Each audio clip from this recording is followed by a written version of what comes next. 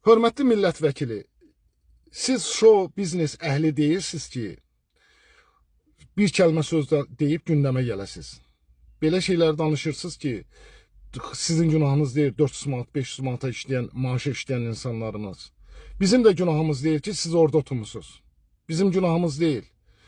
Bizim rifahımızın, xalqın rifahının, insanlarımızın yaşayışının yaxşılaşdırılması üçün nə etmisiniz?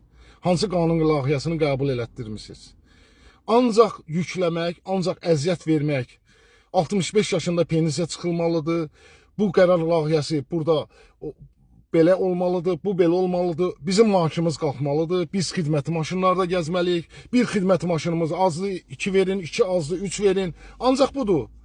Nəvələriniz bağçaya 30 il bundan qabaq bağçaya xidməti maşınla getdi, gəldi. Xidməti maşınla bağçanı bitirdikdən, bağçadan sonra məktəbə girdi.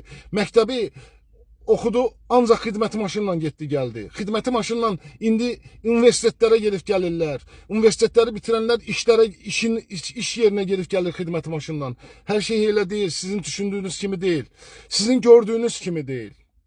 Görürsünüz, yaxşı fikir verin. Hər yeri su basıb, insanlarımız əziyyət içindədir. 125 dənə deputat, Allah köməyiniz olsun, çıxıb biriniz danışmışsınızmı ki, bu kimin günahıdır?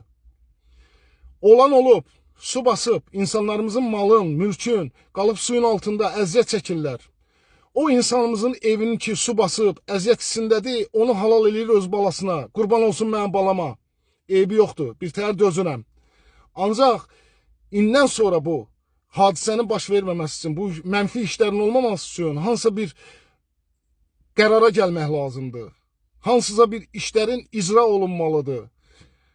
Durub deyirsiniz ki, 400 manata, 500 manata mənim günahımdır, xalqı işləyir.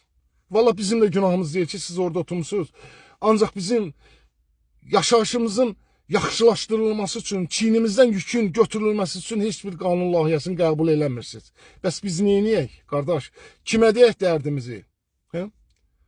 Allah götürər bunu. Allah var, Allahdan qorxun. Allah var.